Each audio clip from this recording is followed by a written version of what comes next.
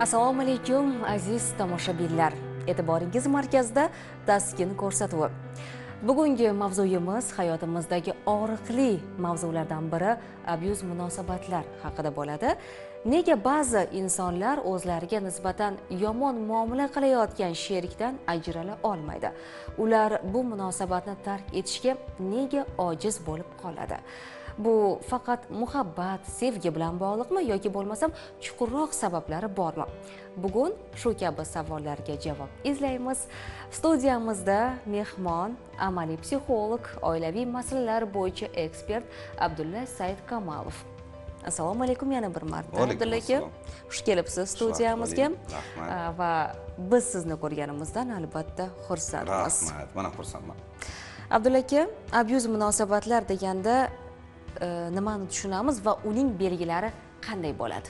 Agar belgilaridan boshlasak yaxshiroq bo'lardi, chunki ertalab bitta masalan dugonangiz, o'rtog'ingizni ko'rdingiz, uyquga to'ymagan, yuzi g'ijim, o'ziga qaramagan, sochlari palapartish, kiyimi bir navi deylik. Shunda darhol savol bo'ladi, nima bo'lyapti senga deganda, haligi inson, shunaqa insonlar ko'proq javob beradi. Voy, men turmush o'rtog'im bunaqa qildi, men bunaqa dedi, meni nimagadir haligi aytaylik ruhiy zo'ravonlik o'tkazdi, o'zi xohlayotgan birorta o'qiydigan, yozadigan, chizadigan narsalarni san ham qilgin yoki boshqa birorta jismoniy narsalarni san qilgin deb ruhiy, ma'naviy zo'ravonlik o'tkazilganda abyuz bo'ladi. O'sha oilada bitta odam hamma boshqa oila a'zolarini yoki boshqa bitta oila a'zosini terrorizatsia bo'ladi. Ya'ni o'zini bosimini o'tkazadi. O'zini dunyo qarashini, o'zini hayotda qanday yashash kerakligini aql o'rgata boshlaydi. Mana shuni abyuz desak bo'ladi. Shunda haligi abyuzga uchrayotgan insonlar qurbon bo'lib qoladi ular. Ular men abyuzda yashayapman va hamma aybni albatta haligi abyuzerga to'nkab qo'yadi. Toksik odam, bu meni yomon qilyapti. Bu holatga inson nima uchun tushib qolishi mumkin, Abdulla aka? Keling, undan avval tomoshabinlarimizga eslatib o'tamiz. Azizlar, studiyamizda malakali psixolog borlar, ishtirok etyaptilar. Biz jonli efirdamiz va o'zingizga kerakli bo'lgan savollar bo'lsa, javobini olmoqchi bo'lsangiz, albatta bizga murojaat qilishingiz mumkin. Telefon raqamlarimiz ekranlaringizda, 71 kodi bilan 244 0141 raqamlarimiz ishlab turibdi. Va savolimga javob, nima uchun bu holatga tushib qolishi mumkin? Toza ruhshunos sifatida javob beraman. Insonni ichki ruhiy holatida inson o'ziga qanday munosabat qilayotganini inson o'zi bilmaydi. Faqat qayerdan biladi? Tashqaridagi eng yaqin insoni, agar turmush qurmagan bo'lsa, demak ota, ona yoki kimdirda, agar turmush qurgan bo'lsa, ko'pincha turmush o'rtog'i o'sha qilayotgan munosabatidan biz o'zimizga ichkariga qanday munosabat qilyapmiz, shuni bilsak bo'ladi xolos. Chista ruhshunos sifatida aytyapman. Demak, agar turmush o'rtog'i o'zining turmush o'rtog'ini ruhiy, ma'naviy zo'ravonlik qilyapti, men yashaydigan yo'lda yashaysan, men qiladigan ishda qilasan, palon vaqt uyqudan turasan, palon vaqt yotasan, mana shunaqalar va haligi qilmagan gunohlarida, ayblarida, xatolarida ayblayotgan bo'lsa, bilamizki, qurbon pozitsiyasida inson o'zini ichkarida xuddi shunday ayblayapti. Sen yetarli darajada o'qimagansan, yetarli aqlli emassan, ko'rinishing uncha yaxshi emas, pul topa olmaysan, u qila olmaysan, bu qila olmaysan. Inson o'zini o'zi, bilasizmi, shunaqangi bir gunohlar, xato kamchiliklarni o'ylab topar ekanki, ba'zan eshitib og'zingiz ochilib qoladi, hayron qolasiz. Nahotki inson shuni shunchalik o'zini ayblaydimi shunchalik deb o'ylaysiz? Ayblar ekan. Odamlar shunaqangi narsalarni o'ylab oladi-da, o'ziga ayb qilib bo'yniga kiyib olar ekan. Ana endi insonni o'zining ichkaridagi ruhiy holatini kim ko'rsatib beradi? Eng yaqin inson ko'rsatadi. Bu inson esa tashqaridan xafa bo'la boshlaydi. Abyuzerlik holati bu xarakterga bog'liqmi, Abdulla aka? Xarakter dunyoqarashga bog'liq desak zo'r bo'ladi. Dunyoqarash esa xarakter, dunyoqarashdan xarakter kelib chiqadi. Ya'ni dunyoqarash qanday? Aynan shu abyuz muammolariga keladigan bo'lsak, abyuz kim qiladi? O'zini aytganini o'tkazmoqchi bo'ladigan odam bo'ladi asosan. Bu o'sha bolalikdan shakllanadimi bu holat yoki bo'lmasam? Bolalikdan ham shakllanadi. Tarbiya asosan ota-ona qanday tarbiya bergan bo'lsa yoki ota-onani bir-biriga qilgan munosabatini ko'rgan kichkintoy bolakay, yo o'sha qiz bola bo'lsin, o'g'il bola farqi yo'q. Shunda katta bo'lganda o'zi bilmagan holda ota-onasi bergan tarbiya, ota-onasi qilgan qiliqlari, gap so'zlari, eng asosiysi ota-onani ichidagi emotsiyalari, hissiyotlarini tahlil qilib, birga bir qilib qaytarib beradi. Ya'ni aytaylik, xotiniga ruhiy, ma'naviy zo'ravonlik o'tkazyaptimi? Demak, aniq aytsak bo'ladi. O'sha bola yoshligida otasi o'zini onasiga ruhiy, ma'naviy zo'ravonlik o'tkazganiga guvoh bo'lgan va buni butunlay yozib olgan bo'lar ekan. Bizning ruhimiz, qalbimiz xuddi telefonni jostki diskga o'xshaydi. Juda ko'p obyomi, hajmi chegaralanmagan. Faqat shu telefondan shu bilan farqi bor. Mana bunisi operativniy pamyat. Kalta deylik, yaqin kunlar, yaqin oiladagini bu eslaydi. Mana bu yerda esa butun bolalik yozilgan. Demak, ota qanday munosabat qilgan bo'lsa, xotiniga xuddi shu munosabatni qaytarib beradi. Endi qarang, savol bermay sizdan javob berishga harakat qilaman shekilli. Qurbon pozitsiyasidagi odam odatda bunaqa odamdan yo qochib ketadi yoki tishiga qo'yadi, majbur bo'lib yashaydi. Boyagi savolingiz, nimaga ketmayapsan o'shandan desa, u meni boqadi, oramizda bolalarimiz bor, unga o'rganib qolganman, bog'lanib qolganman, qayoqqa ham borardim. Ming xil bahonalar ro'kach qiladi. Lekin shu odam o'zi o'zgarmaydi-da, qurbon bo'ladigan odam. Qurbon odam agar o'zi o'zgarsa, ruhshunos sifatida aytaman, atrofingizdagilar darrov o'zgaradi. Sizga abuz qilayotgan inson 180 gradusga o'zgarib, boshqacha qaray boshlaydi. O'zgarmayapti deganingiz qanday holatda? Qanday holatda o'zgaradi yoki bo'lmasa? Juda oddiy. Ketib qolish kerakmi? U inson tark etish kerakmi? Yo'q. Mutlaqo yo'q. Agar siz abuzerga uchragan bo'lsangiz, ketib boring, bu yechim emas. Yo'q, siz undan boshqa battariga 10 baravar abuz ko'p bo'ladiganiga uchraysiz. Nima qilish kerak? Men aytmoqchi bo'layotganim, o'zgarmaydiganim, abuzga uchragan insonlar nolishda hayotini o'tkazadi. Dugonasiga, o'rtog'iga, qo'shnisiga va meni erim bunaqa qilyapti, men turmush o'rtog'im bunaqa qilyapti.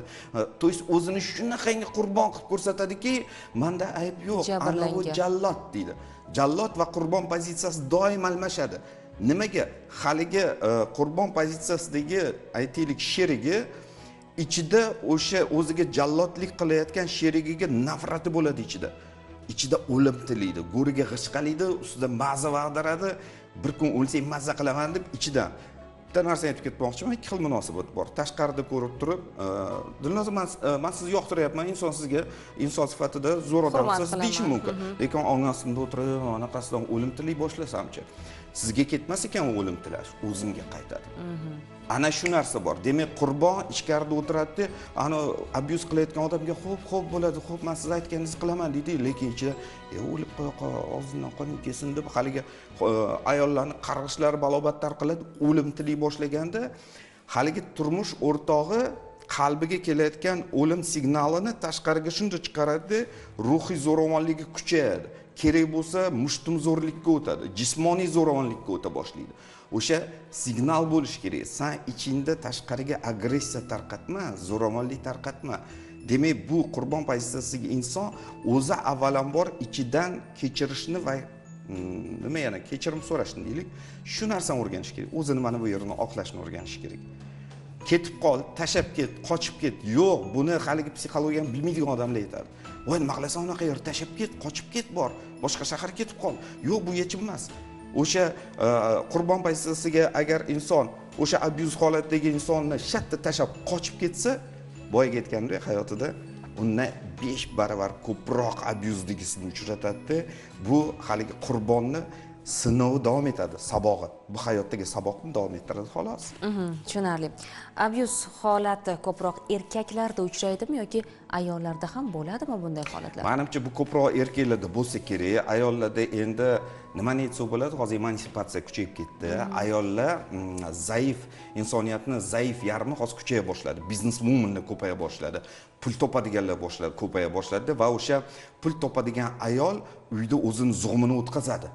Endi bir xil erkaklar bunga chidab yashaydi, bir xillar ichkiligiga kirib ketadi, bir xillar anuni bor yo'qolman senga chidamayman deb ajrashib ketishi mumkin.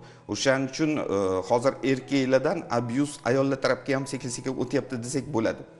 Oldin lekin buni faqat erkaklar qilgan desa bo'ladi. Chunki oldingi payt hamma mas'uliyat erkakda bo'lgan. Hamma. Demak, uyni ro'zg'orini ta'minlash kerak, mehr muhabbatini berish kerak, qo'riqlash kerak, uyga pul topib kelish kerak, hammasi uydagilarni shu kontroldan qilib turish kerak erkak. Unaqalar обязательно abuzda ushlaydi. to'g'risini esa man masalan agar abuse deydigan bo'lsa mana ham odamlar abuzer bo'lgan ekanlar desam bo'ladi, lekin odamlarga ming rahmatki, mana juda qattiq o'xshaganlar uchun men psixologlikka otilib chiqib ketdim. O'shanga minnatdorchilik bildiraman, lekin odamlar ham qattiqqo'l bo'lganlar. Bu bizning oilani 3 ta farzand, onamlarda mana shunday mushtumda ushlaganlar-da. No, o'shani ham me'yori bor-ku. Demak, o'sha biz odam bo'lib chiqdik-ku. Ikkita opam shifokor bo'lib yetishdi ular. Bittasi kattalar doktor, bittasi kichiklar doktor bo'ldi, oila qurishdi, bola chaqali bo'ldi. Men oxirida psixolog bo'lib yetishdim. Jamiyatimizga bir manfaatli, foydali inson bo'lib yetishdik. Demak, aytaman. Demak, odamlar sal qattiq to'g'ri qilgan ekanlar deyman. Siz o'zingiz qanaqa otasiz? Men juda yumshoq bo'lib qoldim. Ba'zan men sal qattiqlik qilaman-ku, lekin farzandlarim menga gapirishmaydi. Ayolimga kelib gapirsa, men juda hayron qolardim-da. Nima menga aytishmaysam, akasida ichkarida qandaydir cho'chuv bor ekan-da, bolalarda bo'lib turar ekan. Ayollar ham roli bo'lsa kerak deb o'yladim. Endi otaga nisbatan balki hurmatdir. Balki hurmatdir, men bilmayman. Ayolda juda gap ko'p, chunki mijozlardan ham ko'rdim-da, bolalar yoshligida, mijozlar keladi, bolaligida otamdan qo'rqib qo'yganman. Otang urganmi? Yo'q. So'kkanmi? Yo'q. Onam aytardi, ading kelyapti, bekindirdi. Shunda bola onaga so'zsiz ishonadi, doказательство, isbot talab qilmaydi. Ona otani maxluq qilib ko'rsatib qo'ysa, bola qo'rqib qolar ekan. Endi javob unchalik emasdir. Yo'q, nimaga bor shunaqa narsalar? Men o'zim ko'rib hayron qoldim. O'sha aytaman-da, amaliyotdan har xil narsa ko'raman. Rahmat, Abdulla aka. Ayni daqiqalarda biz biroz tanaffus qilamiz. Bizda reklama, undan so'ng davom etamiz. Marhamat azizlar. Qaynoq kunda muzdek reklama. Ko'ramiz. Azon tug'ilgan kunini chegirmalar bilan nishonlaymiz. Osmon qadar chegirmalar, narxlar esa pastlamoqda. Tanlov imkoniyati. Arzon narxlar, kamarlarni taqing. Azon tug'ilgan kunida katta foyda. Soch uchun to'plam 105.300 so'mdan. Matras 1.782.500 so'mdan. Futbolka 74.900 so'mdan. Islomxon? Islomjonmi? Meni bolam uyushimdan bandda. Pul yig'ib uyimizni ta'mirlab berdi. Singlisiga telefon olib berdi. Kelinimdan ham bugunning o'zida necha marotaba xabar olib ketdi. Ana u keldi. Katta odam. Yo'lda yuradigan uydagilar yuragida. Yandex Pro taksi buyurtmalarini qidirish ilovasi. Wildberries'da siz uchun kerak bo'lgan hamma narsa bor. Millionlab tovarlar, original brendlar, foydali narxlar va to'lov yetkazib berish paytida. Wildberries'da o'zingiz sevgan hamma narsaga buyurtma bering. Iste'molchilarimiz ko'proq Shirinni tanlashadi. Tekshirib ko'ramizmi? Keling. Qani keling. Shirin? Shirin. Har bir uyda Shirin. Issiq, issiq, issiq, issiq. Market Yandex.co'da. Jazirama vaqti keldi. Hisense konditsionerni 3.600.000 ga xarid qiling.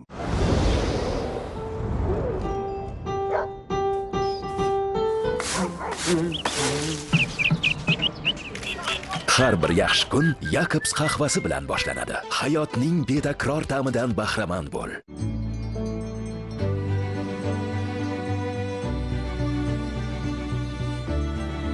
Andalus halol hayot tarafdorlariga. Bozordan hammasini oldingizmi? Humans. Kreditchi? Kreditni to'ladingizmi? Humans.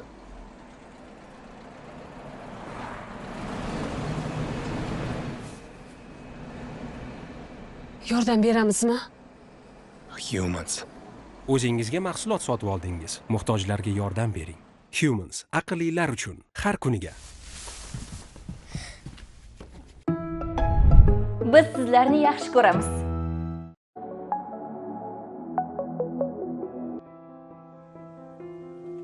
Azizlar, Toshkent telekanalida Taskin jonli loyihasi o'z yo'nalishida davom etadi. Studiyamizda malakali psixolog borlar. Abdulla aka, kayfiyatlar yaxshimi? Kayfiyat zo'r, bayramona. Albatta. Aytgancha, vaqtdan foydalanib, xuddi televideniyada aytiladi-yu, aziz yurtdoshlar, hammanglarni ertaga kelayotgan Qurbon hayiti bilan tabriklamoqchiman. Hayotingizda bir zo'r, yaxshi burilishlar bo'lsin va jamiyat albatta o'z o'rninglarni topib, baxtga sazovor bo'linglar. Sizlar shunga loyiqsizlar. Xuddi shunday, albatta, bayram barchaga muborak bo'lsin. Agarda sizni qandaydir bir muammolar qiynayotgan bo'lsa, psixologimiz eshitishga tayyorlar. Buning uchun faqatgina 71 kodi bilan 244 0141 raqamlariga qo'ng'iroq qilsangiz, albatta biz siz bilan bog'lanamiz va suhbatimizni davom ettiramiz. Umuman olganda, abyuzer holatida, muhitida o'sayotgan farzandlarni kelajakda nima kutyapti? Ularning ruhiy holati kelajakda qanday bo'ladi? Albatta ruhiy holati juda ham ayanchli bo'ladi. Men hazilomuz qilib javob berardim. Bunaqalar tayyor bizning mijozimiz. Bular agar katta bo'lganda o'sha muammolarni, ya'ni ota-onasining muammosini qalbiga jo qilib oladida, agar o'g'il bola bo'lsa, o'zini xuddi otasidek tuta boshlaydi. Onasiga achinishda, afsuslanishda katta bo'ladi va qiz bola bo'lsa, aniq onasiga achinib, afsuslanib, otasiga nafratda katta bo'ladi. Va bu muammolar o'sha bolalarni kelajakda jamiyatda o'z o'rnini topishga va shaxsiy hayotda baxtlarini qurishga juda katta to'siq bo'ladi. Aytaylik, o'sha uylanib ajrashadigan yoki mutlaqo erga tega olmaydigan va jamiyatda biror bitta mutaxassislikni ushlab, o'sha jamoaga quyilib keta olmaydigan bo'lib qolishi mumkin-da. Chunki u farzandlar otadan ham, onadan ham ichida juda katta norozilik bor. Avvalambor o'sha abyuzer bo'lgan turmush o'rtog'iga nafrat paydo bo'ladi. Abyuzga chidab kelayotgan o'sha turmush o'rtog'iga qarab esa nimaga ajrashib ketmadingiz? Nimaga chidab yashayapsiz degan savol bilan, bu pretenziya. Pretenziya bilan yashayapti degani, demak farzand na otasidan rozi, na onasidan rozi. Bu eski o'zbekchilikdagi maqol. Ota-ona rozi bo'lsagina san hayoting o'xshaydi. Ota rozi, Xudo rozi bekor etilmagan. Tushunarli. Ana endi SMS tarzida yetib kelgan savolni o'qib eshittiraman. Ruhiy bosimni odam ba'zida sevgi deb qabul qilishi qanday psixologik holatning belgisi?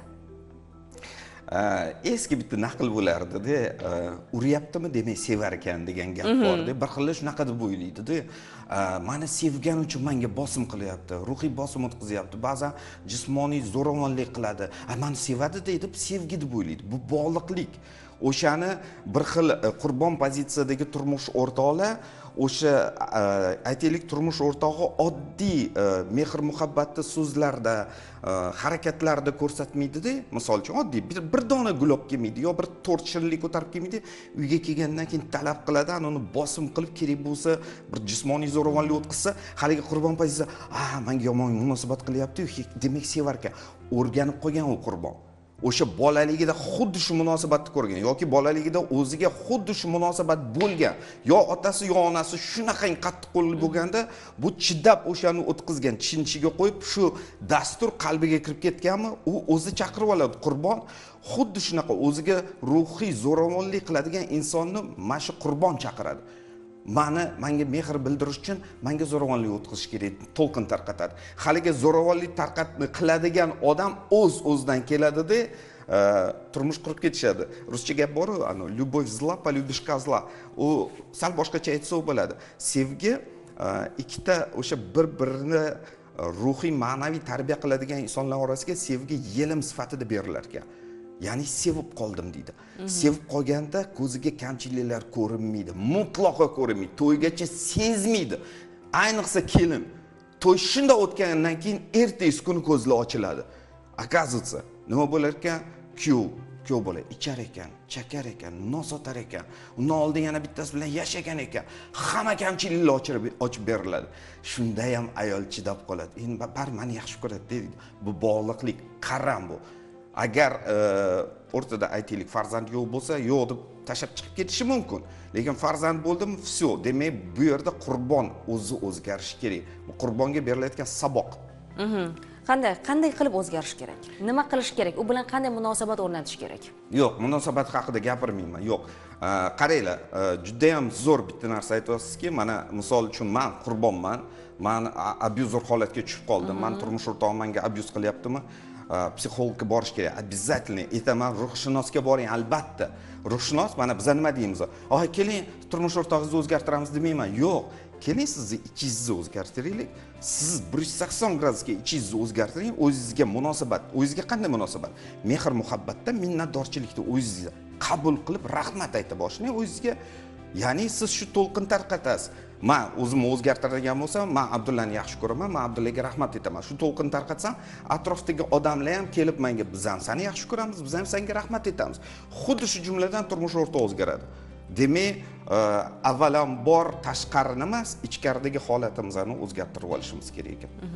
Abyuzchi qanday psixotipga ega bo'ladi, Abdulla aka? Abyuzchi ko'pincha, men raqamlarga qarab hisoblayman, bilsangiz kerak, numerologiyadan faqat shu seans boshida foydalanaman. Ya'ni tug'ilgan kun raqamlarini hisoblaganda taxminan bir 9 xil tipdagi odamlar bor, taxminan. Shuni orasida bir 8 raqami chiqadigan bir odamlar bo'ladi-da. Bular rahbar odamlar bo'ladi. Ular boshqarishni istaydi. Ular bu narsa aldamaydi. Kelib shunda raqamlar hisoblaganda agar 8 chiqib qolsa, sraz aytaman. Siz ishxonada bo'lim boshlig'imisiz? Xo'jayinmisiz? Rahbarmisiz? Ha, qo'limda 5-10 ta odam ishlaydi deydi. Bo'ldi, o'shanaqa odamlar ko'pincha uyga kelib uyda ham boshqarishni istaydi. U tasavvur qiling, ishxonada 5-10 ta odamga xo'jayin bo'lib o'tirgan, "Sen uni qil, sen mana qil, mana yoqqa bor" deydi. Uyga keladi, qarasa bitta xotin bilan ikkita bolasi yuribdi. Boshqarmaydimi? Boshqaradi. Albatta boshqaradi. O'shani turmush o'rtog'i kelib mendan so'rasa, men aytaman, siz unga ko'nishingiz kerak, rozi bo'lishingiz kerak. Bizlar rahbarni urib, yoqib, sindirib o'zgartira olmaymiz. U sut bilan kirib ketgan, qon bilan kirib ketganda rahbar u boshqargisi keladi. Agar shunga yana bitta narsa, boshqarilishni istaydigan odamlar bor. Aytaylik, bizda ayollar boshqarilishni istaydi. Ya'ni butun mas'uliyatni erkak olsin, ta'minot bo'yicha, qo'riqlash bo'yicha va mehr bo'yicha erkakda hamma narsa bo'lishi kerak. Ayol kishi faqat o'sha oilaga farzand olib kelish kerak, ichki ro'zg'or tebratib turishi kerak. Erim boshqarsin deydi. Bizda ko'p bu narsada, masalan, uyga kimdir taqillatib kelsa, eshikni ochmaydi, ayolni kirgizmaydi. Erim yo'q, men ochmayman. Eri bo'lsa, "Пожалуйста, bemalol qo'rqmasdan eshikni ochadi." Adasi, qarangchi, er hal qilish kerak. Demak, boshqaruvchi bor, boshqariluvchi bor. Ko'pincha boshqariluvchi odamlar o'zi boshqarilishi kerak, lekin shuni chidamaydi, g'urur yo'l qo'ymaydi. G'urur baland keladi, "Anu menga zo'ravonlik qilyapti" deydi. Bilmadim, ariza yozadimi, shikoyat qiladimi, noliydimi, ishkallik kattaroq qila boshlaydi. Ya'ni menda ayb yo'q, men oppoqman. Mana bu meni yomon qilyapti deydi.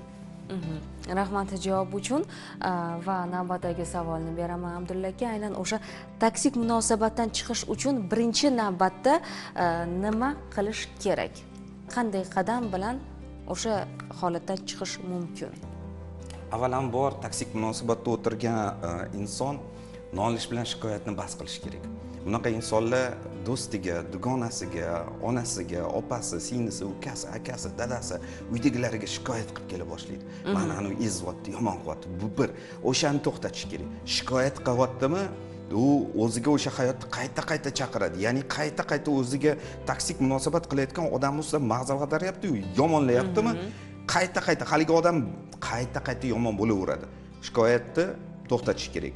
Va albatta oldingi payt nima bo'lardi? Mahallalarda oqsoqollar, yosh katta ayollar, erkaklar bo'lardi. O'shalarga chiqib, yoshlar maslahat so'rardi. "Men uyimda tinchlik bo'lmayapti, maslahat bering" desa, ko'p yashagan insonlar biladi ular. Oila, hayot tajribalari juda ko'p. Ular ayta olardi. Agar shunaqa joyga chiqa olmasangiz, demak siz mutaxassis toping. Ruhshunos, psixolog, gipnoterapevt bo'lsin yoki mayli boshqa mutaxassis bo'lsin, lekin sizga hayot yo'lini to'g'ri bir javob bera oladi. Ya'ni ichingizni nazorat qilishni maslahat beradigan inson topishingiz kerak. Siz ichingizda o'zingizga qanday munosabat qilyapsiz? Siz o'zingizdan ayblayapsizmi, ayblamayapsizmi? Men qurbonlarga hozir yuzlanyapman. Agar siz toksik munosabatda bo'lsangiz, siz o'zingizni nimada ayblaysiz? O'zingizda qayerda xato kamchiliklar bor deb o'ylaysiz? O'zingizda qanday gunohlaringiz juda ham ko'p, bir mujassam gunohning ichida yashayotgandek bir hissiyotingiz bor. Ana shu hissiyotlarni olib tashlasa bo'ladi. Hozir psixologga borsangiz bo'ldi. Har qanday jarayonni insonlar o'ylab topgan. Bizgacha o'ylab topgan biz emas. Bizgacha o'ylab topgan faqat ruhshunoslar biz o'shani o'rgandik xolos va o'sha jarayonlarni insonlarga taqdim qilamiz. Shunda haligi qurbon pozitsiyadagi inson asta-sekin chiqadi, saboqdan o'tayotganini tushunadi va ichida mehr muhabbat bilan haligi toksik abyuzerga munosabat qilganda haligi toksik abyuzer odam o'zgaradi. Men hayotda juda ham ko'p ko'rdim. Oddiy bitta misol aytib beraman. Tushlik paytida kelin bo'lgan qizini onasi olib keldi. Meni yaxshi taniganim uchun seans qilib berdim. 2 soat seans qildi. Ya'ni haligi kelin tam qaynona, qaynota, eri yana kimlardir kechirdi. Akasi bir 3 haftadan beri qizlik uyda yashayapti. 2 ta bola bor o'rta. Ajrashish mumkin emas. Nima bo'layapti? Shu ichidagi haligi nafratlar bor-ku, eri bunaqa edi, bunaqa edi. O'sha nafratlarni hammasini chiqardik, mehr muhabbatga o'tkazdik. O'sha kelinning ichiga mehr muhabbat, minnatdorchilik, ularni kechirib yuborish, ulardan kechirim hammasini qilgandan keyin o'sha kuni kechasi soat 12 da kuyov bola shunday mashinada kelib kelinga telefon qilib chiq uyga ketamiz deyapti. Bu yoqda qizni onasi xursand menga telefon qilib Abdulla aka ketdi qizli uyiga deyapti, to есть kelinli uyiga. Nima qildingiz? Men qilmadim. Yo'q, men hech narsa qilmadim. Men faqat yo'lni ko'rsatdim. Kelin o'shani tushundi, ichidan erini shuni kechirib yubordi. Erini kechirib yubordi, ichidan kechirim so'radi. Er o'z-o'zidan 180 gradusga o'zgardi-da, shuni xotini bola chaqasi bilan uyga olib ketyapti. Zo'r mustahkam oila yana qaytib tiklandi. Mana sizga, mana shunaqa nima deydi, guvohlar, tirik guvohlarim, voqea hodisalar juda ko'p. Albatta biz hayotimiz davomida o'zi aslida har bir daqiqadan minnatdor bo'lishimiz kerak va atrofimizdagi insonlarni ham vaqtida kechirishimiz kerak. Yashang. Va biz yana tanaffus qilamiz Abdulla aka. Bizda reklama vaqti, undan so'ng davom ettiramiz. Marhamat azizlar.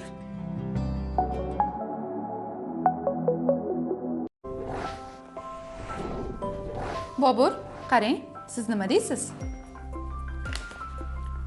Madina, odamga taskin berishni bilasizmi? Albatta, bizda esa reklama. Islomxon? Islomjonmi? Meni bolam uyushmdan bandda. Pul yig'ib uyimizni ta'mirlab berdi. Singlisiga telefon olib berdi. Kelinimdan ham bugunning o'zida necha marotaba xabar olib ketdi. Ana u keldi. Katta odam. Yo'lda yuradigan uydagilar yuragida. Yandex Pro taksi buyurtmalarini qidirish ilovasi. Wildberries'da siz uchun kerak bo'lgan hamma narsa bor. Millionlab tovarlar, original brendlar, foydali narxlar va to'lov yetkazib berish paytida. Wildberries'da o'zingiz sevgan hamma narsaga buyurtma bering.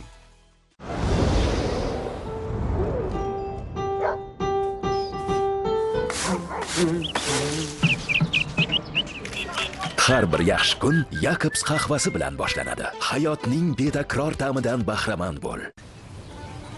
Islomxon? Islomjonmi? Meni bolam uyushmdan bandda. Pul yig'ib uyimizni ta'mirlab berdi. Singlisiga telefon olib berdi. Kelinimdan ham bugunning o'zida necha marotaba xabar olib ketdi. Ana u keldi. Katta odam. Yo'lda yuradigan uydagilar yuragida. Yandex Pro taksi buyurtmalarini qidirish ilovasi. Biz sizlarni yaxshi ko'ramiz.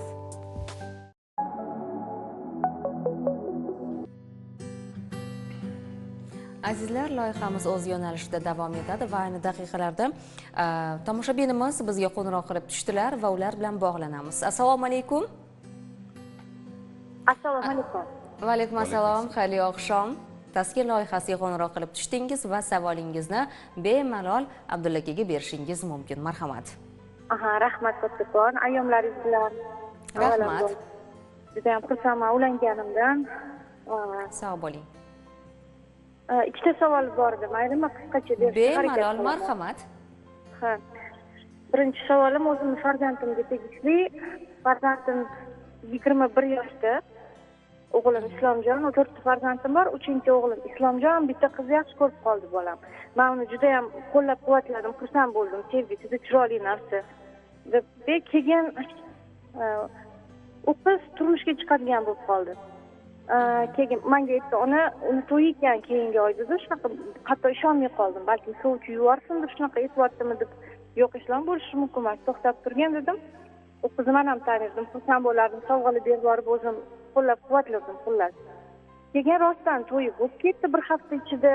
O'g'lim juda o'zini yo'qotib qo'ydi. To'g'risini aytsam, suitsidga ham qo'l urdi. Hozir endi oddiy gapirib beryapman, juda qo'rqinchli bo'ldi bizga vaziyatda. Keyin xullas to'yiga 1 yil bo'ldi. U qiz уже farzandli bo'ldi. Mana shu may oyida.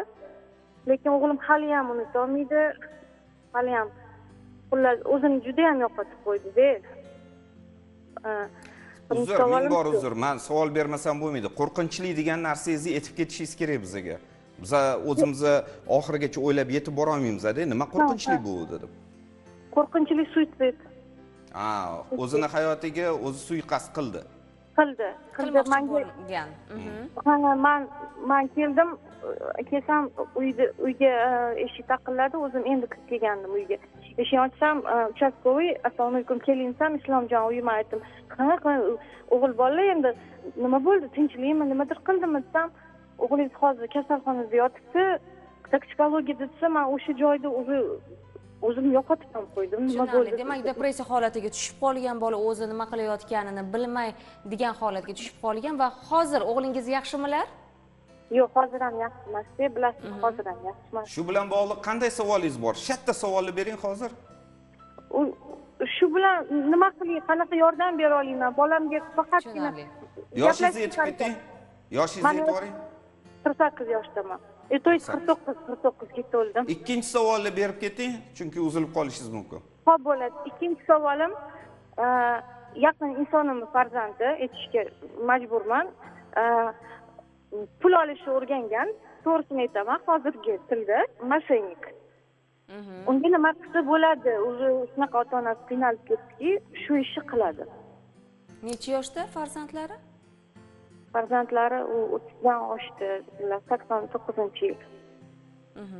Xo'p, savolingizga javob berishga harakat qilamiz. Rahmat savollaringiz uchun. Albatta, ana endi savollaringizga javobni Abdulla akadan eshitishingiz mumkin. Abdulla aka, birinchi savolga javob: bu holatda ona nima qilish kerak, qanday uni ruhiyatini to'g'irlashi mumkin?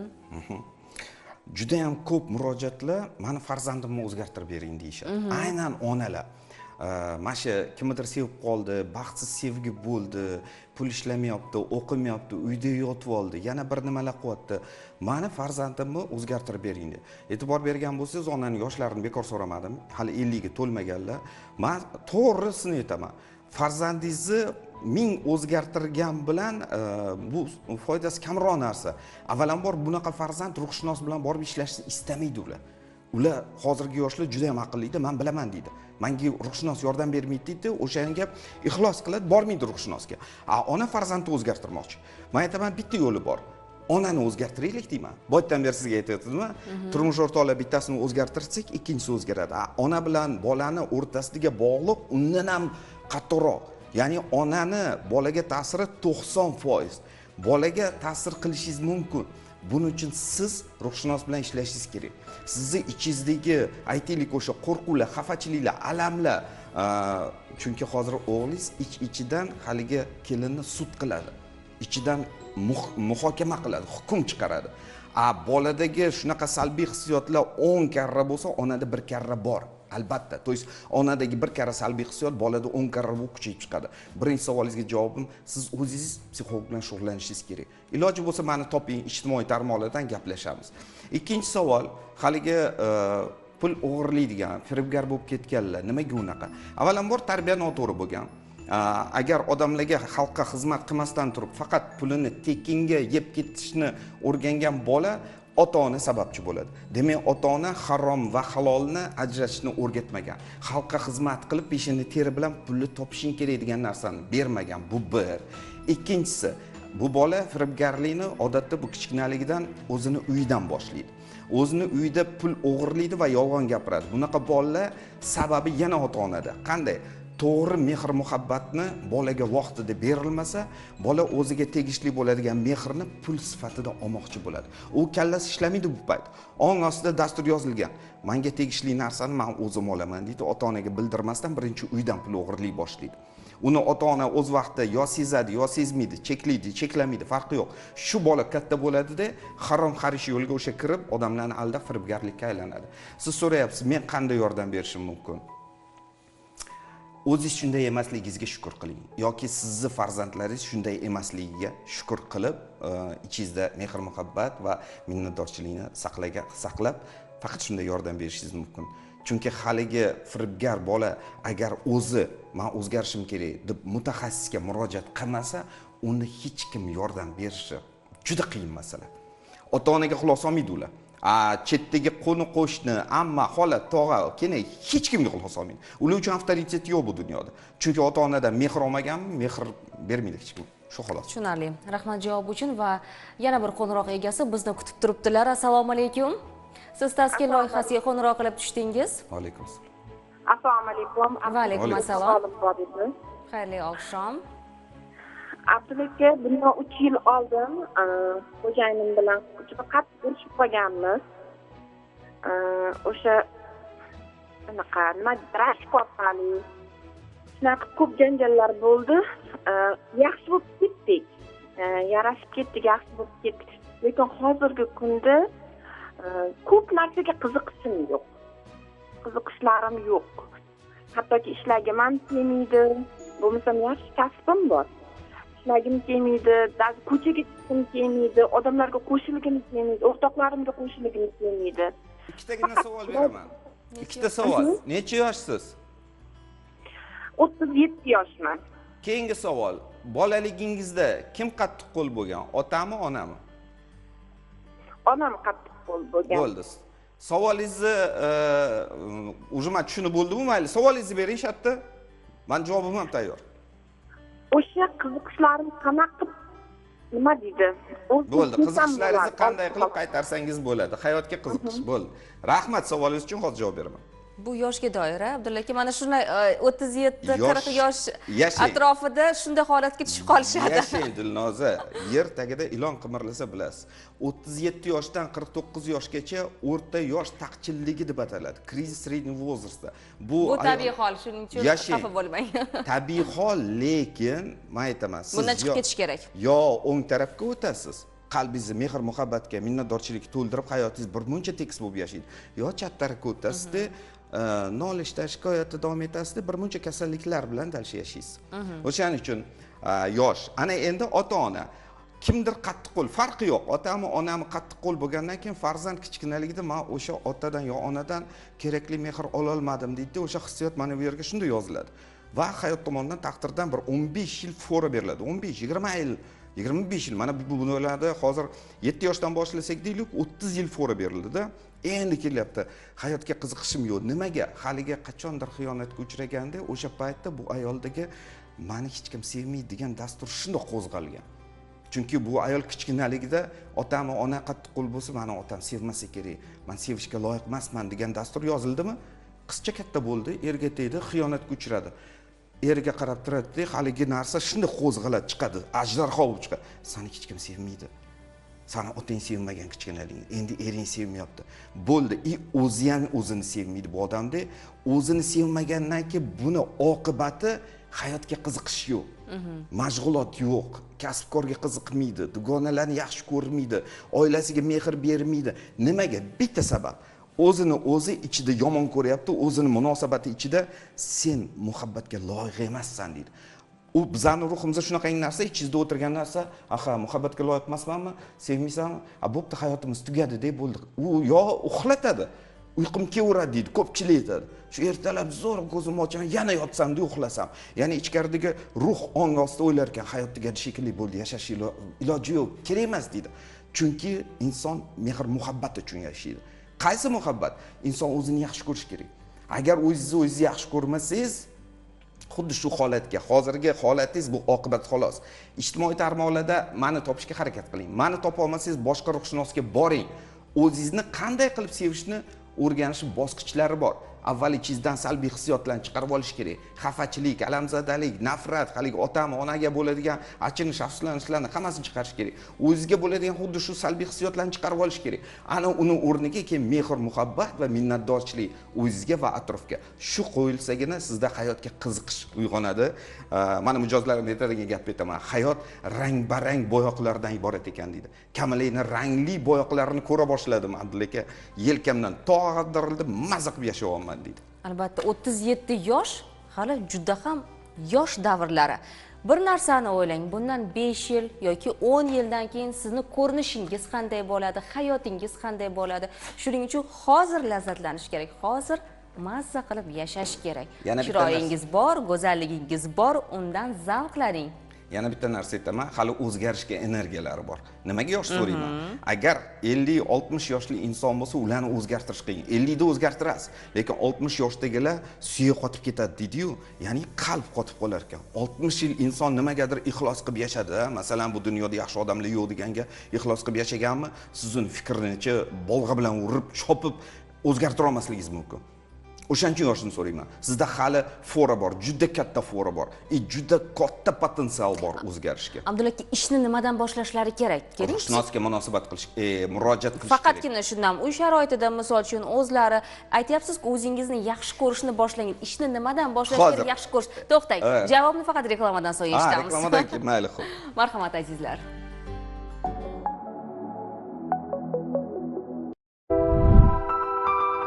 Bizdan uzoqlashmang. Toshkentda qoling.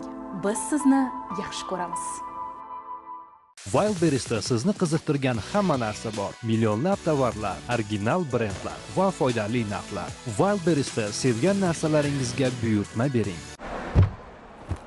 Bozordan hammasini oldingizmi? Humans. Kreditchi? Kreditni to'ladingizmi? Humans.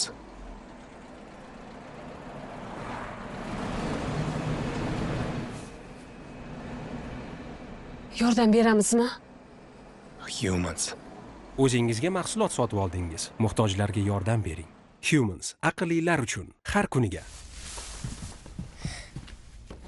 Tugadi. Xavotir olmanglar. Mana hozir to'xtagan joyidan davom ettiramiz. Marhamat.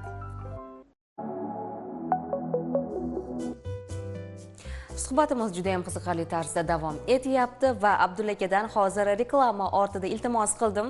Biron bir texnikasini o'rgating, tavsiya bering, maslahat bering. Endi Dilnoza har doim aytadigan, o'rgatadigan narsam bor, meni biladiganlar bor. Kerak emas yostiqqa olib uring, 1 soat uring. Maza qilib ichingizdagi g'uborlarni chiqarib tashlang deyman. Kimga xafachilingiz bor, kimga nafratingiz bor, yoningizdagi o'sha nafratingiz bor, o'sha odamni borib ursangiz javob berasiz. Mumkin emas uni. Hatto so'kishga ham haqqingiz yo'q hozir. O'shaning uchun kerak emas yostiq ursangiz, yostiq hech kimga borib g'alba qilmaydi, yozmaydi ariza. Yostiqqa ichingizdagi g'uborni shunaqangi chiqaringki, ichingiz bo'shab qolsin. Men odamlarga aytaman, 1 soat uring, har kuni 7 kun uring. Odamlar ko'p urolmaydi, bilasizmi nimaga? 15 minut o'shani haqiqiy nafratingizni chiqarib 15 minut agar yostiqni ursangiz, nafrat juda katta energiyani ushlab turadi. Yostiqni urganda shunaqangi odam charchatib qo'yadi, 15 minutdan keyin toliqib, terlab, ichi bo'shab qoladi, bo'ldi, hech kimga xafa bo'lmayman deb boshlaydi. O'shaning uchun aytaman, agar siz o'zingizga xafachilikni bilsangiz, yostiqni uring. Agar sizni holatingizdagi odamlar hech kimga quloq solmaydi. Bunaqa odamlar men tuzalmayman, men o'zgarmayman, men hayotim bo'ldi deb, ya'ni o'zini fikrlariga o'zlari sajda qilib qo'yadi, ixlos qilib qo'yadi. Bir qadam ortga yuring. Xulosa qilib qo'yishadi shunchaki. Bir qadam ortga yuring, balki men noto'g'ri o'ylayotgandirman. Balki mutaxassisga borarman. Mana juda oddiy gap aytaman. Tishingiz og'risa stomatologga borasiz. Ko'richak bo'lsangiz xirurgga borasiz. Non olmoqchi bo'lsangiz novvoyga borasiz, da? Go'sht olmoqchi bo'lsangiz qassobga borasiz. Nimaga qalbingiz og'riyotgan bo'lsa, ruhshunosga nimaga bormaysiz? Ruhshunosga boring. Men hozir kichkina yo'lni aytaman. Hozir mana o'qiyapman, bilimlarim ko'payyapti, Xudoga shukr, alhamdulillah. Biz hayotda o'rganyapmiz. Ya'ni inson ichida nimani his tuyg'u qanday bo'lsa, hayot o'sha his tuyg'uga qarab uni qamrab ola boshlaydi. Demak, atrofdagi bizdagi hayotni manzaralari, voqea hodisalarni biz ichimizda yarata boshlaymiz. Siz hozir ichingizda qayta bitta narsa aylanyapti. Men hayotga qiziqishim yo'q, mashg'ulotim yo'q, hobbim yo'q, hech narsa. Bu yerda koinot eshitib turadi. Yo'qmi? Bo'ldi, yo'g'ini beringlar men xotinga deydi. Всё, sizga yo'q narsa beriladi. Ana shuni o'zgartirishi men sizga tavsiya qilgan bo'lardim. Rahmat javob uchun Abdulla aka va yana bir qo'ng'iroq egasi bizni allaqachon kutib turibdilar va ular aloqadalar. Assalomu alaykum. Alaykum. Marhamat, savolingizni yo'llashingiz mumkin. Mana bitta o'g'lim borda, ikkita qizim bor, hammasidan nima qilganmiz? Uy-joy hammasini olmadik, lekin ayoli ketib qolaveradi uyiga. Keyin alamini bizdan oladi-da, hech qaysimiz hech kimga gapiga quloq solmaydi-da. Ishdan keladi, qovog'ini solib keladi. Opasiga ham, menga ham baqirib gapiradi-da, shu. Kimni aytadi? Qisqaroq aytganda. Kimni aytyapsiz? Kim shunday qiladi? O'g'limiz. O'g'lingiz? Kelinlarim. Kelinmi? Yo'q, o'g'lim. Kelin arizlab ketganda. Kelin onasining uyida hozir. Lekin uchrashib turadi. Bolalar pastga boradi, Savolingiz. Siz berasizmi? Bo'ldi, rahmat aka, bo'ldi. Hozir javob berishga harakat qilamiz. Siz savolni sal aniqroq bersangiz. Aniqlashtirdim. Xullas, kelinlari ketib qolgan va bunga javoban o'g'illari uyga kelib, ota-onasiga, oila a'zolariga jahl qilar ekan. Shu holatdan qanday chiqib ketish mumkin? Nima uchun uni ruhiyatida bunday holatlar yuz beryapti? Nima qilishimiz kerak? O'g'il uyga kelib jahl qilayotgan, demak kelinni birmuncha yoqtirib qolgan bo'lsa kerak va uydagilar bizada urf-odat bo'lib qolgan, kelinlarga bir quldek munosabat qilinadi. Agar uydagilar qaynota, qaynona kelinni ozgina burunni ishqalab, yerga ishqalab ishlatishgan bo'lsa, kelin qochib ketgan. Ana shu narsa o'g'ilga yoqmayapti va u buni ochiq ayta olmayapti-da, sizlarga o'zini xarakterini ko'rsata boshlayapti. Sizlar avvalambor o'zingizlarni xatti-harakatinglarni, gap so'zinglarni ozgina nazorat qilib ko'ringlar. Kelinga qanday munosabat qildinglar? Balki ayb sizlardan o'tgandir, balki ayb kelindadir. Nima qilish kerak? Bola mutaxassisga bormaydi bunaqa payt. Agar bu narsa siz juda qattiq bezovta qilayotgan bo'lsa, demak siz ruhshunosga murojaat qiling. Nima qilishni hozir aytolmayman, chunki kimda aybligini biz bilmaymiz uni. Rahmat javob uchun azizlar, bizni jonli efirimiz davom etyapti. Sizni qiynayotgan savollar bo'lsa, albatta bizga murojaat qilishingiz mumkin. Telefon raqamlarimiz 71 kodi bilan 244 01 41 raqamlari ishlab turibdi. Bundan tashqari ijtimoiy tarmoqlarda ham bizni tomosha qilish imkoniyati mavjud. Toshkent telekanali manzilimiz albatta. Va navbatdagi savol: odam o'zini aybdor his qilish holati qanday paydo bo'ladi? Qanday kayfiyat tusha boshlaydi. Mana kayfiyat ba'zan yaxshi bo'ladi, ba'zan yomon bo'ladi. O'sha ikki xil munosabat boyaga aytdim, ong ostida agar biza nimanidir yaxshi ko'rsa, ong osti darajasida shu narsaga yashashiga ruxsat berar ekanmiz. Agar biz ong osti darajasida nimanidir yoqtirmayapmiz deb ochiq aytadi-ku bir xil. Bilasizmi o'zbekchada jinim suymaydi deydi. Ko'nglim yoqmayapti. Mana shu ong ostida shu narsani men yoqtirmayapman, bu narsa yo'qolib ketsin, hayotdan chiqib ketsin. Mani ko'zim ko'rinmasin degani hayotdan yo'q bo'lib ketsa. Xuddi shu munosabat agar inson o'ziga qilib qo'ysa, kayfiyat rezko tushib ketadi. Keskin tushadi. Darrov. Agar kayfiyatingiz yaxshi bo'lsa, siz o'sha voqea hodisada, kechagi voqealarda siz o'zingizga 5 baho beryapsiz-da, kayfiyatingiz zo'r bo'ladi. Ertalab turib, ashula aytib, shteyla chalasiz. Agar kechagi qandaydir voqea hodisani siz salbiy deb o'ylayotgan bo'lsangiz va siz u voqea hodisadan nimanidir yutqizish bilan chiqsangiz, ertalab uyg'onganingizda siz kayfiyatingiz tushib uyg'onasiz, chunki siz kechagi voqea hodisada o'zingizga 2 baho qo'ydingiz. Shuni ham eplolmading-a, shu ham qo'lingdan kelmadi, landavrimsan, lattamsan degan munosabat o'ziga bo'lganda kayfiyat shunda tushib ketadi. Odamlar buni bilmaydi. Buning uchun mutaxassis yon tarafdan qaraganda juda ham oson ayta oladi buni. O'shaning uchun mutaxassisga murojaat qilish kerak. Mendan so'rashadi, ko'pincha psixologga boradimi deyshadi. Boramiz azizlar. Обязательно, albatta borish kerak. Chunki eng zo'r jarroh o'zini o'zi jarrohlik amaliyot qila olmaydi. Eng zo'r psixolog o'zini o'zi analiz qilishi juda ham qiyin narsa. Shuning uchun yon tarafdagi birorta sherik psixolog topib turib, "Sen menga bitta qaragin, qanaqa muammolarim bor" deb o'shani aytib berganda, yonidagi psixolog shunda qaraydi, "Senda manmi?" Chiqib ketish oson bo'lar ekan. Xuddi shu zaylda men ham o'zim aytolman, ham o'qiyapman, ham o'rganyapman, ham ustoz qilib olaman o'sha psixologlarni. Yaqinda ikkita psixologga bordim, ular menga bir kun o'tirib shug'ullanishdi-da, hamma minuslarimni ochib berishdi. O'zim savol beryapman. Nima bundan? Qanaqa foyda olayapsam, siz ruhshunos bo'lganingiz uchun bunaqa nima deydi, muammoli holatdan chiqib ketishingiz juda oson bo'ladi deydi. Boshqa odamga 2-3 kun sarflasa, ruhshunosga 1 kun sarflaymiz-da, shunda ruhshunos o'shadan chiqib ketadi. Demak, psixolog kerak ekan. Endi agar siz boshqa kasbdagi kasb egasi bo'lsangiz, sizga aniq ruhshunos yordami kerak bo'ladi. Juda ham sodda tilda tushuntirib berdingiz va barcha tushundi degan umiddamiz. Ayni daqiqalarda yana bir qo'ng'iroq egasi bilan bog'lanamiz. Assalomu alaykum. Siz efirdasiz. Ayni daqiqalarda yana bir qo'ng'iroq egasi. Assalomu alaykum. Assalomu alaykum. Va alaykum assalom. Marhamat, savolingizni yo'lashingiz mumkin. Yaxshimi? Xayrlar bilan kelayotgan. Rahmat, o'zingizga ham muborak bo'lsin. Rahmat. Hozir savolim Abdulakaga. Albatta. Qizim qaytib kelgan bir hafta bo'ldi. Lekin hozir ilk borishni xohlamayapti. O'shanga men ona sifatida tushkunlikka tushib qoldim. Senga nima qilish, ular ham xabar olishmayapti-da. Senga men nima qilsam bo'ladi deb Savolingiz bormi Abdulla aka? Men hozir savol bergan ma'no ko'rmayapman deb bitta nimaga qaytib kelganlarini sabablarini bilasizmi? Sababi-chi anaqa ikkinchi turmushida-ya qizimmi? O'shanga birinchi turmush o'rtog'i anaqa qilgan, sudga bergan deb bolani ko'rish uchun. Lekin bola chaqaloqligida ko'rmagan o'zini haqiqiy otasini. U otasini bilgan. Mayli, opa, bo'ldi, rahmat. Savolingizni men tushundim, hozir javob beraman. Avvalambor qarang, boya ham aytib o'tdim, onada bo'ladigan bir karra bo'ladigan salbiy hissiyot, aytaylik bu tez xafa bo'lish, g'urur baland bo'lishi, ichiga nafrat yig'ib olishi farzandda, ayniqsa qizda 10 baravar bo'lib chiqadi. Shunda farzand mana 2 marta turmush qurib, muvaffaqiyatsiz bo'lyaptim, demak qizingizda sizni g'ururingiz qizingizda 10 baravar. Qizingiz o'zini aqlli hisoblaydi. Qizingiz atrofdagilarni muhokama qiladi, ularga hukm chiqaradi. Ya'ni qizingizda shunaqangi fikr borki, bunday bo'lishi kerak, xotin bunday bo'lishi kerak. Juda ham mustahkam fikri bor va o'sha fikrdan u qaytib tushgisi kelmayapti. Siz qanday yordam berasiz bilmayman-ku, siz bundan xafa bo'lyapsizmi?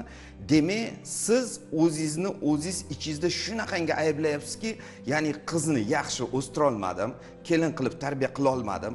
Ana endi qizim baxtsiz bo'lib qoldi, men aybdorman, men sababchiman deb qizingizni hayotidagi mas'uliyatni hammasini siz o'zingizga kiyib olib, hozir qizingiz hayoti uchun ruhiy javob beryapsiz xolos.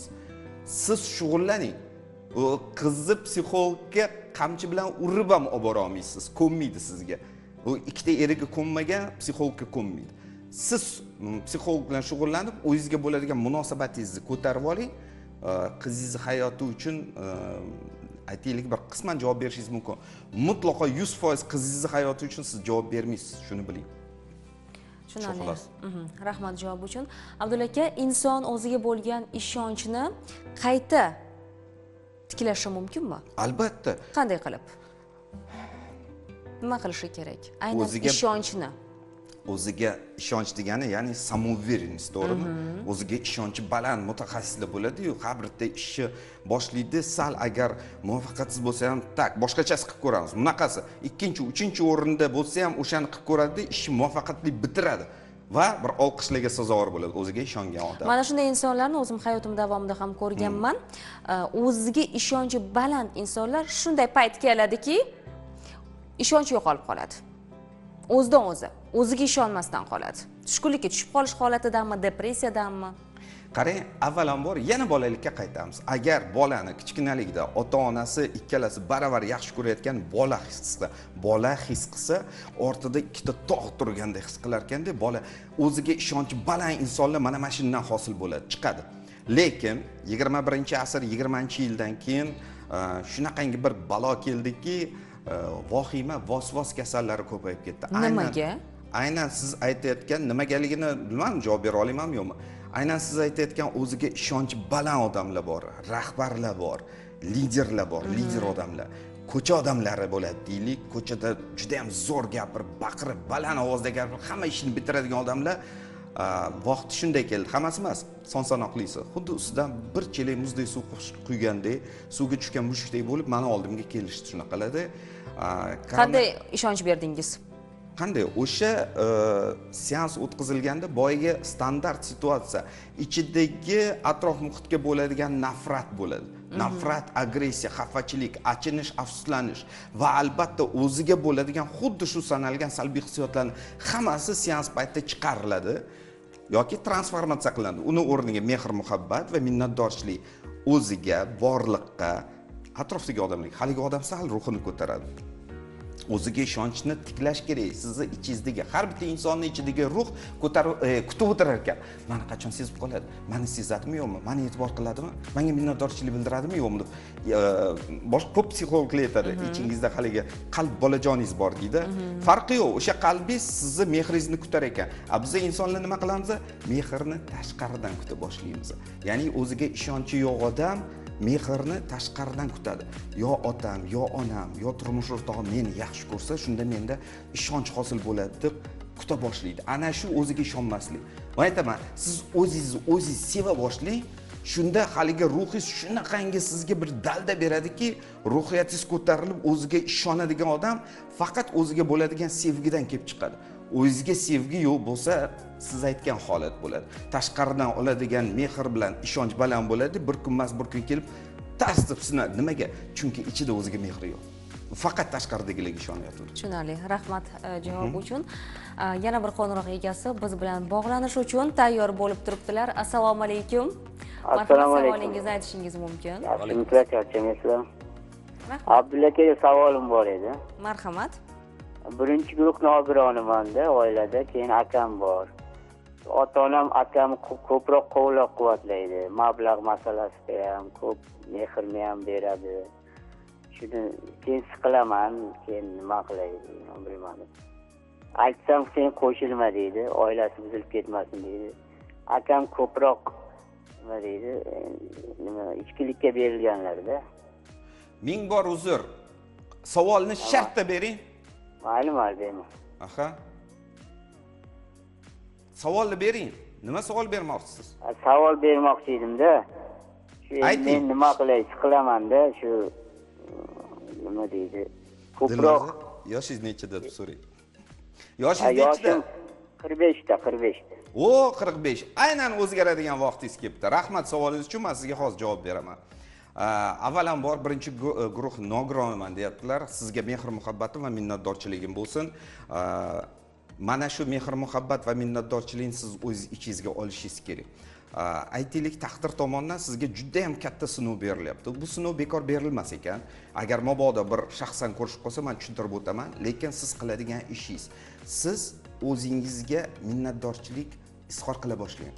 Atrofdagilarga siz hozir diqqat e'tiboringiz faqat atrofda. Akam nima qilyapti, ota-onam nima qilyapti, o'q nima qilyapti. Siz hammasini yig'ishtirib oling-da, o'zingizga qaytaring-da, o'zingizga ayta boshlang. Siz bu dunyoda tiriksiz.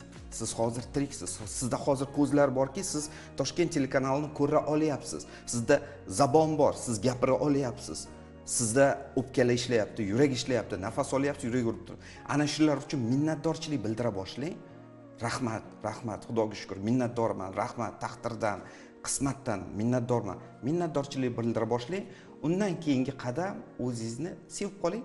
O'zingizni o'zingiz sevib qoling. Boshqa birovni sevib qolishini kutmang. Men tushunyapman, bunaqa paytda ota-onam meni sevib qolsin deyshadi. Lekin ota-onangiz kamida 65 yoshda hozir. Akam bor deyaptilarmi? Demak 65 dan katta ota-onangiz. 70 yoshdagi odamlarga hozir borib bu bolangizni ham seving deb tushuntira olmaymiz. Nikak o'zgarmaydi ular, ularning suyagi qotib ketgan. O'shaning uchun sizni vaqtingiz hozir 49-50 yoshgacha o'zgarishga sizda hali vaqt bor. Sizda juda katta potensial bor. Ichingizda shunaqangi ishlatilmagan mehr muhabbat to'lib yotibdi. O'shani o'zingizga bering. Sharsharaday qilib bering, hammasi zo'r bo'ladi. Abdulla aka, o'zi ota-onalar haqiqatan ham farzandlarni mana shu ajratishadimi? Qaysi birindir ko'proq yaxshi ko'rib yoki qaysi birindir kamroq? Chunki ko'pgina farzandlar mana shu tarafdan savol berishadi. Bu o'zlari shunday deb o'ylashadimi yoki bo'lmasa haqiqatan ham shundaymi? Haqiqatan shunday emas, Dilnoza. Bitta javob berish kerakki, har birimizning ichimizda o'lmas ruh o'tiribdi. O'sha ruh farzandlarini bir xil sevadi.